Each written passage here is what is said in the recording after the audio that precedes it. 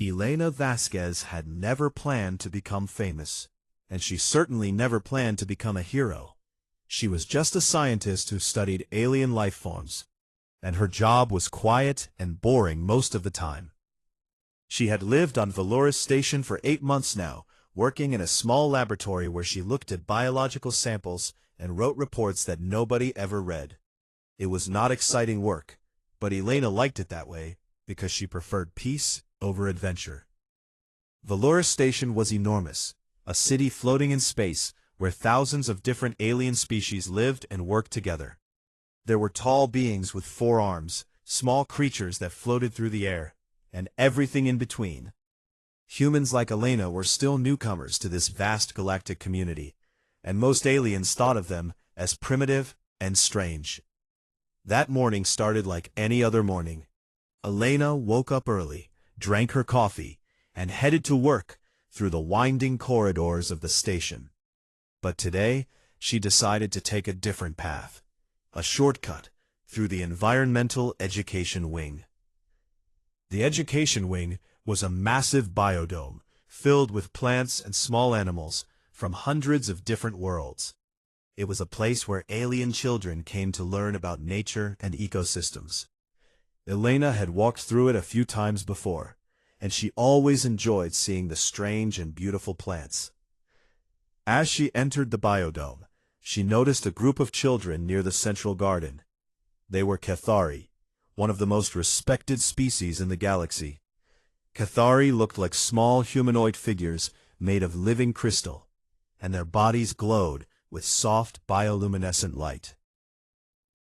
These children were young, no bigger than human toddlers, and their lights pulsed with different colors as they talked and laughed.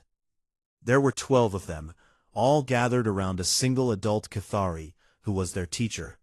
The teacher was pointing at different plants and explaining something, and the children were listening with the curiosity that all young beings share. Elena smiled as she watched them. Children were the same everywhere, she thought, no matter what species they were, curious and eager and full of wonder. She was about to continue on her way when a sound made her stop. It was a deep rumbling noise, like thunder trapped inside metal walls, and it came from somewhere above them. Then, the alarms began to scream. Red lights flashed everywhere, and a computerized voice announced something in a language Elena did not understand. But she understood the fear on the Cathari teacher's face, and she understood that something had gone very wrong. A hissing sound filled the air, and Elena saw vapor pouring from vents in the ceiling. It was thick and yellow-green, and it smelled like burning metal. Her eyes began to water immediately, and her throat started to itch. The Cathari teacher collapsed to the ground before Elena could even move. One moment the adult was standing, and the next moment they had fallen, their crystal body already showing signs of damage from the vapor. The children began to scream. Their lights flashed wildly with panic, and they clustered together like frightened birds. Elena heard a tremendous crash behind her, and turned to see massive metal doors slamming down. Emergency bulkheads, she realized, sealing off the biodome to contain whatever was happening. She ran to the doors and pounded on them, but they were thick and solid and would not move. She was trapped inside with 12 terrified alien children, and a vapor that was clearly poison to them. Elena's mind raced as she tried to remember everything she knew about Cathari biology. She had studied them briefly during her training, and fragments of information came back to her now. They were silicon-based life forms, which meant their bodies were built differently from humans.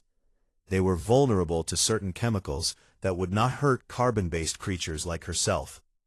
The vapor burned her skin and made her cough, but she was still standing. The children would not be so lucky. She looked at them huddled together, their lights dimming with fear, and she knew she had to do something. She did not have time to wait for rescue. She did not have time to think or plan. She only had time to act. Elena ran to the children and knelt down among them. They flinched away from her at first, because humans were strange and unfamiliar to them. but she spoke in the calmest voice she could manage. "It is okay," she said, even though she knew they might not understand her words. "I am going to help you. I am going to keep you safe." One of the children, the smallest one with a pale pink glow, looked up at her with enormous crystalline eyes. There was a crack running down the side of her shell, and Elena could see the vapor seeping into it. 6 minutes. That was how long Cathari young could survive exposure to corrosive vapor if they sealed their shells. Elena remembered that fact from somewhere deep in her memory, and she clung to it like a lifeline. She began to work. Her hands moved quickly, pressing on specific points along each child's exoskeleton. She remembered that Cathari had an emergency response, a way to seal their shells completely against environmental threats. But it had to be triggered manually in young ones who had not yet learned to do it themselves. One by one, she pressed the activation points, and one by one, the children's shells sealed shut. Their lights dimmed as they entered a protective state, but they were safe inside their crystalline armor. 10 children sealed. 11 children sealed. Then Elena reached the smallest one, the girl with the cracked shell, and her heart sank. The crack was too wide. The shell would not seal properly. Vapor was already eating at the delicate tissue beneath the crystal surface. The little girl looked up at Elena with eyes full of trust, and Elena made a decision without thinking. She pulled off her environment suit's outer layer, the only thing protecting her own skin from the burning vapor, and wrapped it around the other children to give them extra protection. Then she took the smallest child into her arms and placed her hand directly over the crack in the girl's shell. The vapor immediately began to eat into Elena's palm. The pain was extraordinary, worse than anything Elena had ever felt, like fire and acid combined. She could feel her skin blistering and peeling, could smell her own flesh burning, but she did not move her hand. She held that position, and she did not let go. The little girl's shell needed heat and pressure to form a temporary seal, and Elena's body would provide both. Tears streamed down Elena's face from the pain and from the vapor stinging her eyes. Her whole body shook with the effort of staying still. Every instinct screamed at her to pull away, to protect herself, to run. But she thought about the 12 small lights flickering with fear, and she thought about how scared they must be, and she did not move. Minutes passed like hours. Elena counted her own heartbeats to keep herself focused. She whispered words of comfort to the child in her arms, nonsense words that meant nothing, but sounded gentle. "You are safe," she said through gritted teeth. "I have you.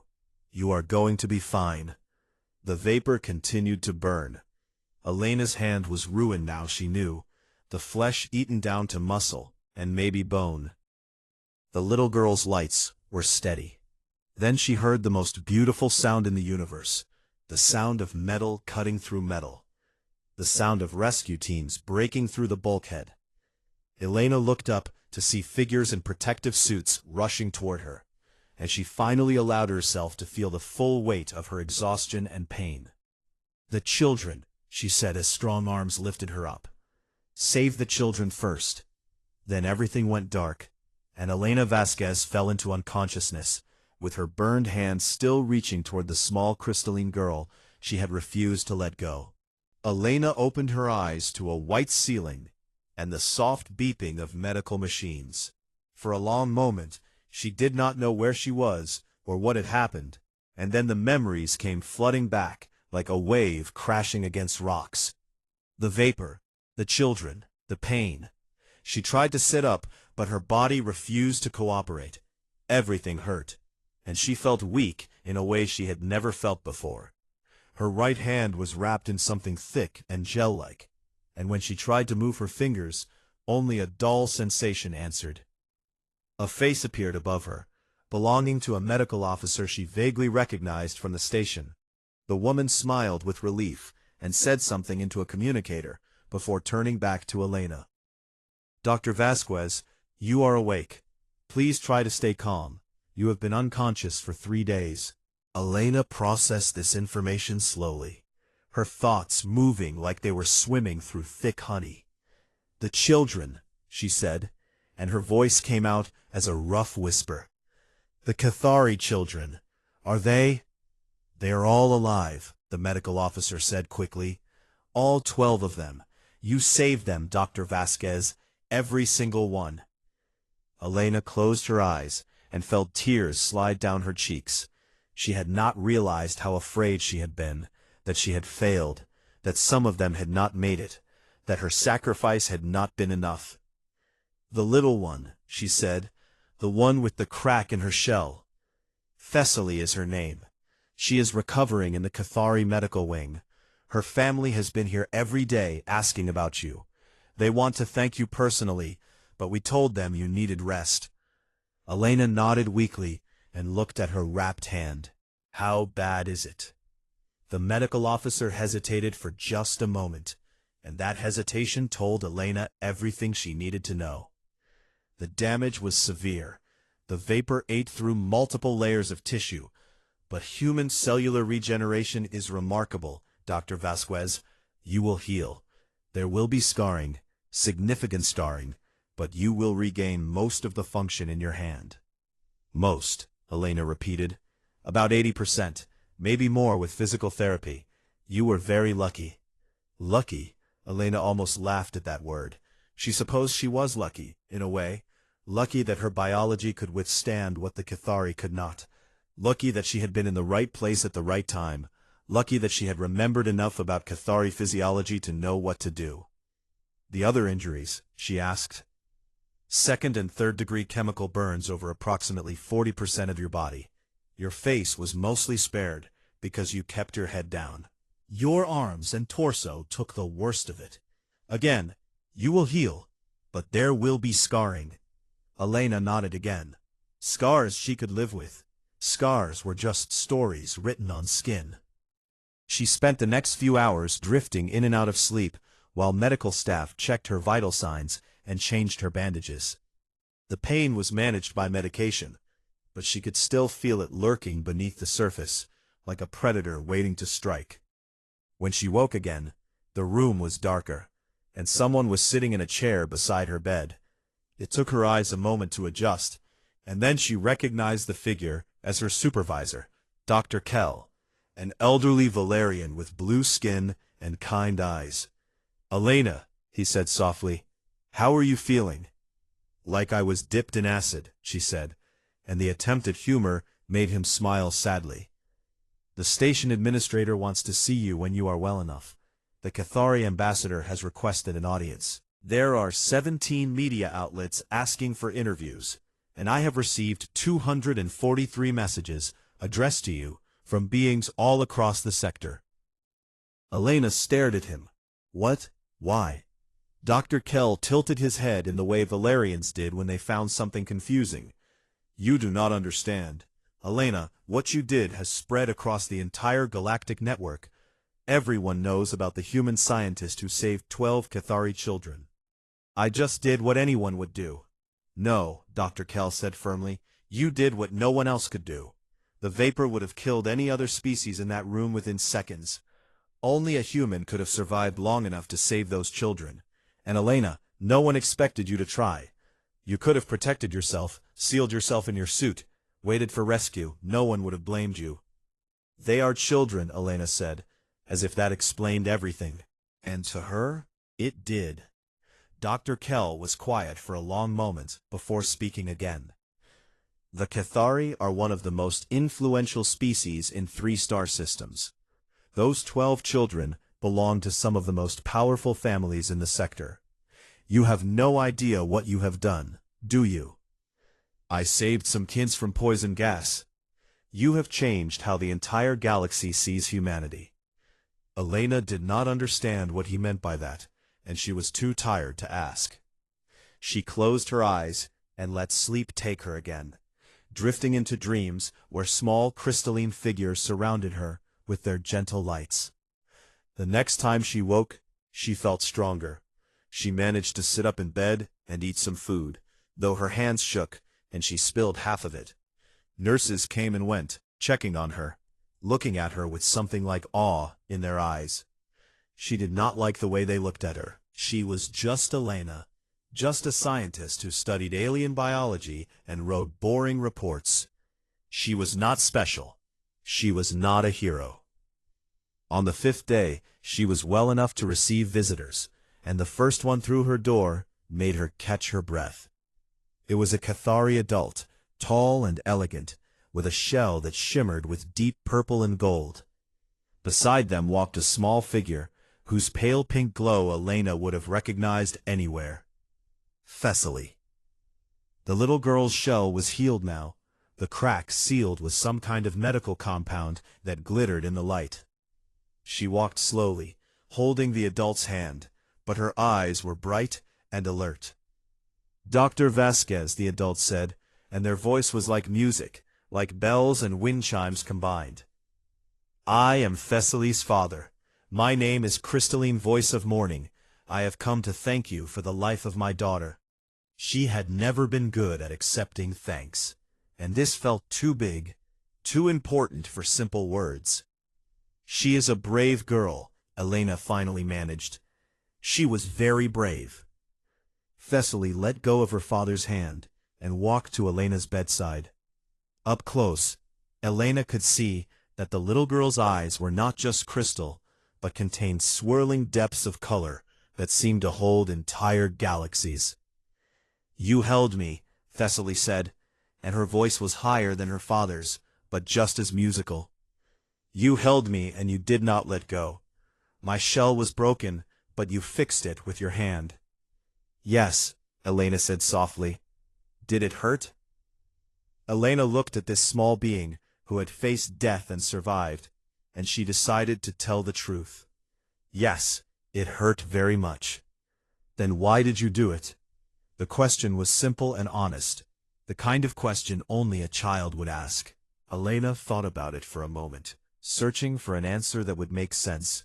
"Because you were scared," she said finally, "and because I could help, and because where I come from, when a child is in danger, we do not think about whether it will hurt, we just act."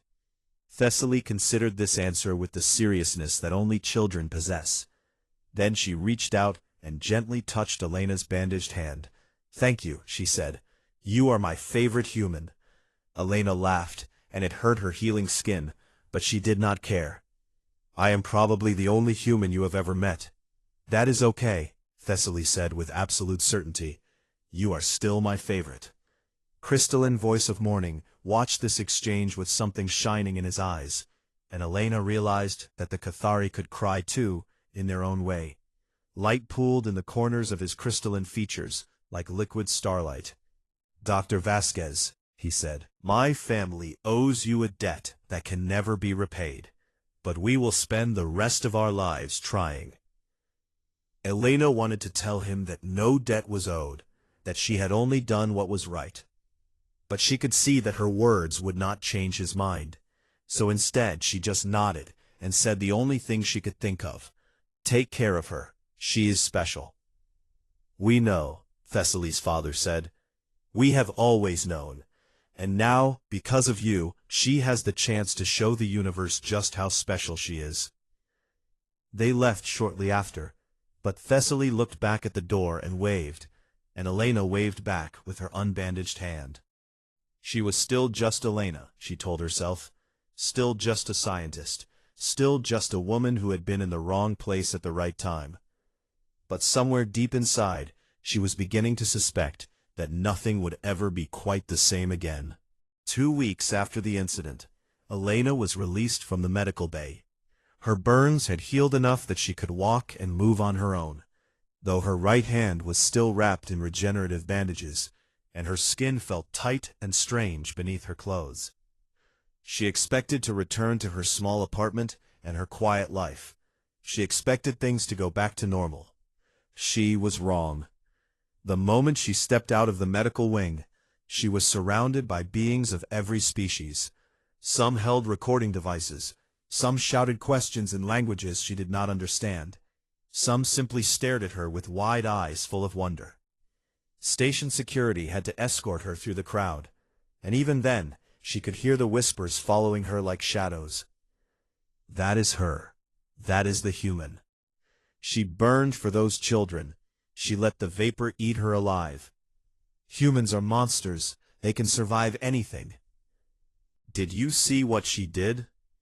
Elena kept her head down and walked as fast as her healing body would allow.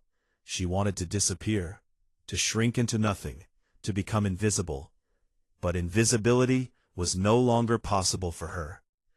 When she finally reached her apartment and sealed the door behind her, she stood in the darkness for a long time, breathing slowly and trying to calm her racing heart. Her communicator was full of messages, hundreds of them from people she had never met. News organizations wanted interviews, universities wanted her to speak at conferences, and governments from distant worlds wanted to honor her with medals and titles she did not understand. The human embassy had sent 17 separate messages asking her to participate in diplomatic events. They wanted to use her story to improve humanity's reputation among the galactic community. See what humans can do, they wrote. See how selfless we can be. You are proof that we belong among the stars. Elena deleted every message without reading them fully. She did not want to be proof of anything. She did not want to be a symbol or a story. She just wanted to go back to her laboratory and look at biological samples and write reports that nobody would read. But the galaxy would not let her forget. Over the next few weeks, Elena tried to return to her normal routine. She went to work, she analyzed data, she attended meetings. But everywhere she went, beings looked at her differently. They whispered when she passed. They stepped aside to let her through as if she were someone important. Her colleagues treated her like she was made of glass, like she might break at any moment. They asked her constantly if she was okay, if she needed anything, if she wanted to rest. Their kindness was suffocating. One day, a Cathari delegation arrived at the station and requested a formal meeting with her. Elena tried to refuse, but her supervisor insisted that it would be politically unwise to decline. She sat in a conference room across from 5 Cathari officials, their crystalline bodies glowing with formal patterns that indicated their high status. They spoke in measured tones about gratitude and honor and eternal bonds of friendship. The Cathari conclave wishes to award you the Crystal of Eternal Kinship, the lead official said. It is our highest honor, given only to those who have performed extraordinary acts of selflessness on behalf of our people. In 3,000 years of our recorded history, it has never been given to a non-Cathari. Elena stared at them. I do not deserve that. You saved 12 of our children. You used your own body as a shield. You endured pain that would have destroyed most beings. If that does not deserve our highest honor, then nothing does. I was just in the right place at the right time. Anyone would have done the same. The Cathari officials exchanged glances, and something passed between them that Elena could not read. Dr. Vasquez, the lead official said carefully, we have studied your species extensively since making first contact. We know that humans have remarkable pain tolerance and physical resilience. But what you did goes beyond biology. What do you mean? You did not have to help. The vapor would not have killed you. You could have protected yourself and waited for rescue. Any logical being would have calculated the risks and chosen self-preservation, but you did not even hesitate. Elena remembered those moments in the biodome, remembered seeing the children's lights flickering with fear, remembered the way her body had moved before her mind could catch up. I did not think about it, she admitted. I just saw them, and I knew I had to help. It was not a choice. It was just what happened. Yes, the official said softly. That is exactly what we mean. For you, helping was not a decision. It was instinct. It was automatic. It was who you are. And that, Dr. Vasquez, is what makes humans so remarkable. Elena did not feel remarkable. She felt tired and scarred and overwhelmed. But she accepted the award, because refusing would have caused political problems, and she did not want to make things worse. The ceremony was held on Valurus Station, in front of thousands of beings from dozens of different species. Elena stood on a platform, while the Cathari officials placed a beautiful crystal pendant around her neck, and the crowd cheered with sounds that ranged from clicks to whistles to roars. Afterward, human diplomats surrounded her with smiles and congratulations. They told her that her actions had improved humanity's standing in 3 major trade negotiations. They told her that alien worlds were suddenly interested in forming alliances with Earth. They told her that she had single-handedly changed how the galaxy perceived her species. "You are a hero," they said. "You have made all of humanity proud." Elena smiled and nodded and said the right things, but inside she felt hollow. She had not saved those children for humanity. She had not done it for politics, or trade deals, or diplomatic advantage. She had done it because 12 small beings were dying, and she could not stand by and watch. The fact that her simple act of compassion was being turned into propaganda made her feel sick. That night, alone in her apartment, Elena looked at the crystal of eternal kinship hanging around her neck. It was beautiful, shimmering with internal light that seemed to pulse like a heartbeat. The Cathari had told her it would glow brighter whenever she was near one of their kind, a permanent reminder of the bond between her and their people. She did not want a permanent reminder. She wanted to forget. But forgetting was not possible. The story had spread too far. Her face was known across the sector, and every day brought new requests for her time, her presence, her words. She was no longer Elena Vasquez, xenobiologist. She was Elena Vasquez, the human who burned, and she hated it. One evening, as she sat alone in the darkness of her apartment, her communicator chimed with an incoming message. She almost ignored it, assuming it was another interview request or diplomatic invitation. But something made her check the sender. It was from Thessaly. Elena opened the message and found a simple image, a child's drawing, bright and colorful and full of joy. It showed a tall figure with brown hair, holding hands with a small crystal figure, both of them surrounded by stars and flowers and hearts. Beneath the drawing were words written in careful, childish script. "Thank you for saving me. I think about you every day. My father says you are the bravest person in the galaxy. I miss you. Will you come visit me someday? Love, Thessaly." Elena stared at the drawing for a long time, and something tight in her chest began to loosen. She had not saved those children for fame or glory or political advantage. She had saved them because they were scared and alone, and she could help. And this drawing, this simple message from a little girl she had held in her burning arms, was worth more than every award and honor in the galaxy. Elena saved the image to her personal files and typed a response. "Dear Thessaly, thank you for your beautiful drawing. I think about you every day too. I would love to visit you someday. Stay brave and stay kind. Love, Elena." She sent the message and finally allowed herself to smile. Maybe being famous was not so terrible if it meant staying connected to the children she had saved. Maybe there was meaning in the madness after all. Elena went to sleep that night with the crystal of eternal kinship glowing softly on her chest, and for the first time in weeks, she did not dream of fire and pain. She dreamed of stars and small lights dancing in the darkness, and one pale pink glow that burned brighter than all the rest. 3 months had passed since the incident in the biodome, and Elena had finally settled into something resembling a new normal. The media attention had faded somewhat, the interview requests had slowed to a trickle, and she had managed to return to her work in the laboratory. Her hand had healed as well as the doctors predicted. She had about 80% of its function back, and the scars had faded from angry red to a softer pink. She still had trouble gripping small objects, and some days the old pain flared up without warning. But she had learned to live with it. The other scars were easier to hide, Long sleeves and high collars covered most of the damage, and Elena had become skilled at deflecting questions about her appearance. She and Thessaly exchanged messages regularly now. The little Cathari girl sent drawings and stories and updates about her life on the homeworld. Elena sent pictures of strange biological specimens and facts about the universe that she thought a child might find interesting.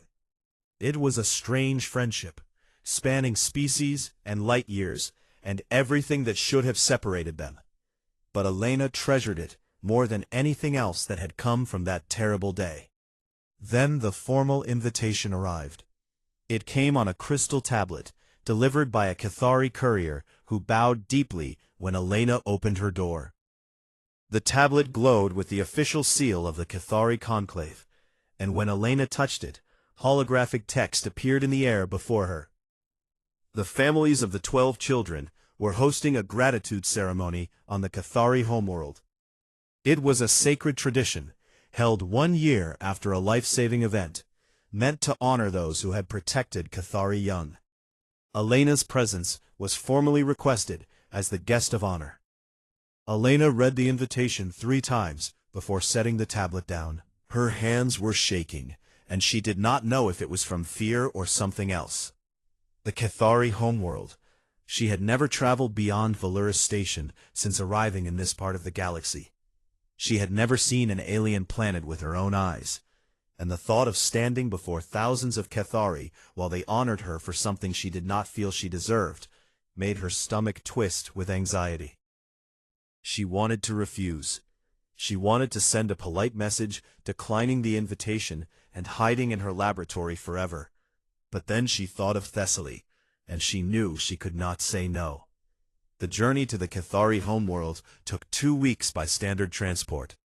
Elena spent most of the trip in her small cabin, reading about Cathari culture and trying to prepare herself for what was coming.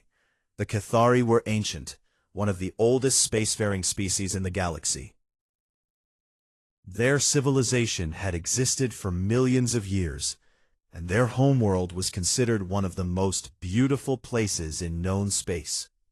They were renowned as diplomats and mediators, respected by nearly every species they had encountered. And yet they were also fragile. Their crystalline bodies were vulnerable to so many things that other species could withstand.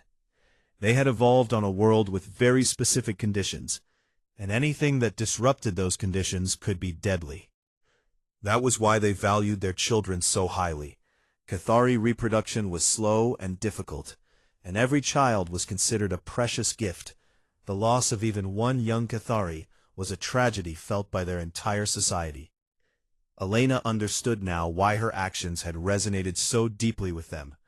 She had not just saved 12 children. She had saved 12 futures, 12 possibilities, 12 lights that would have gone dark forever. When the transport finally arrived at the Cathari homeworld, Elena stood at the observation window and forgot how to breathe.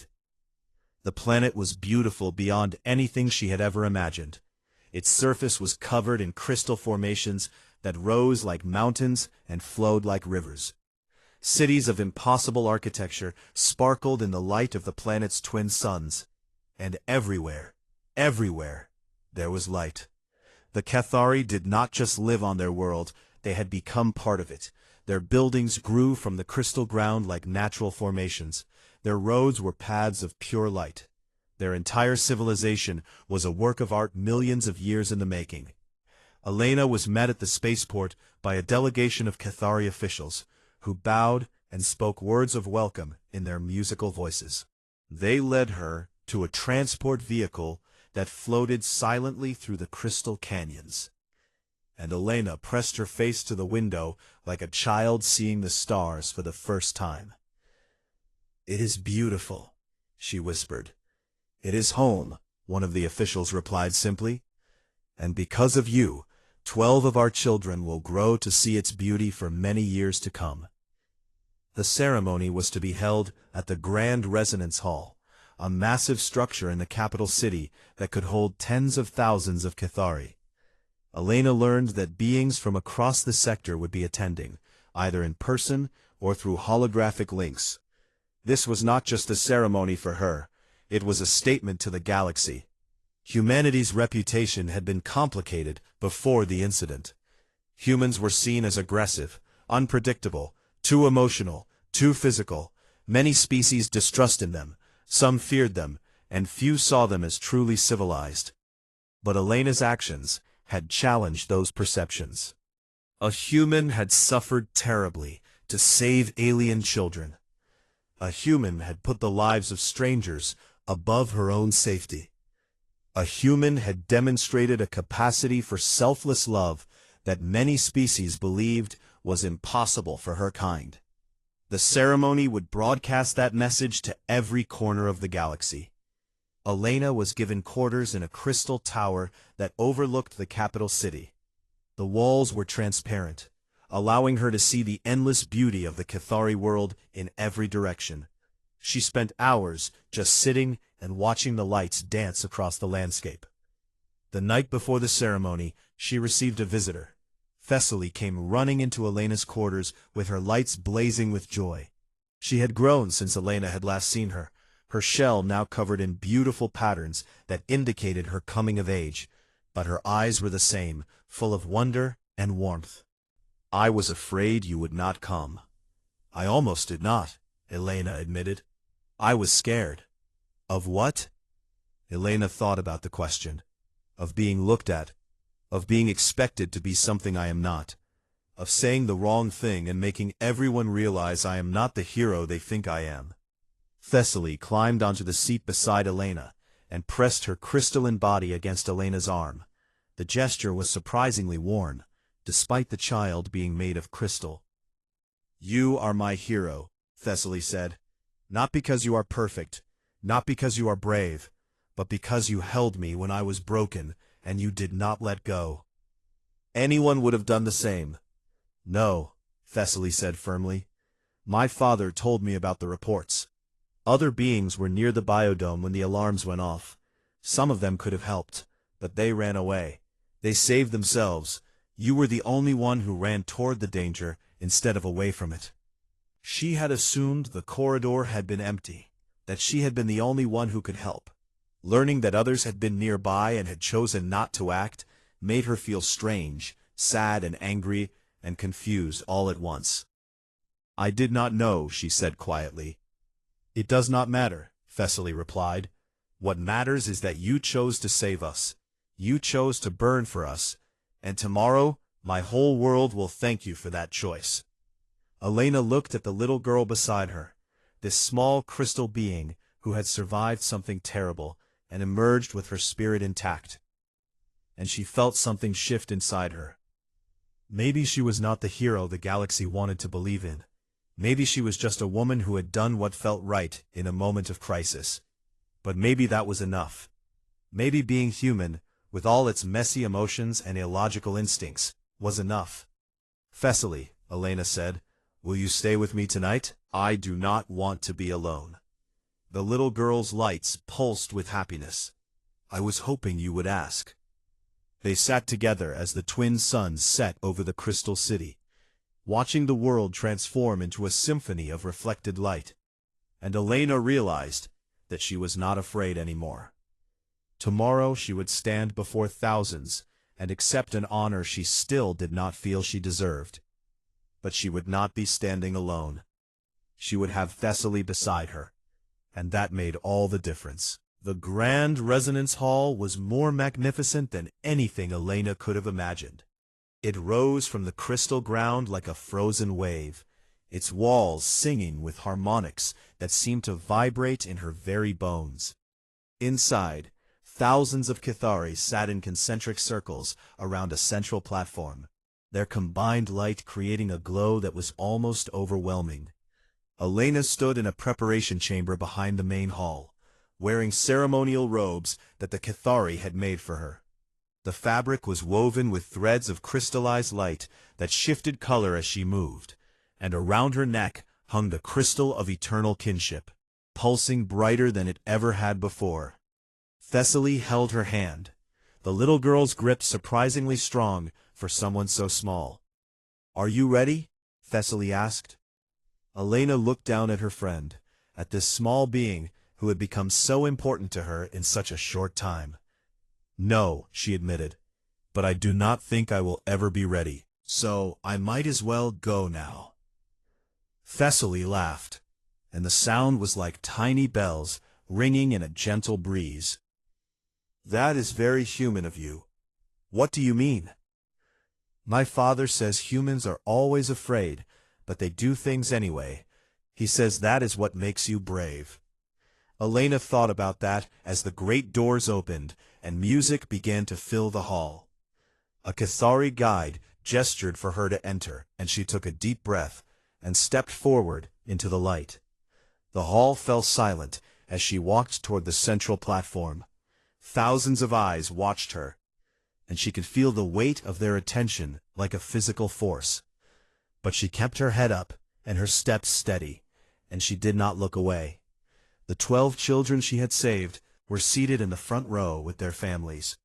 Elena recognized each of them, remembered holding them in her arms as the vapor burned around them.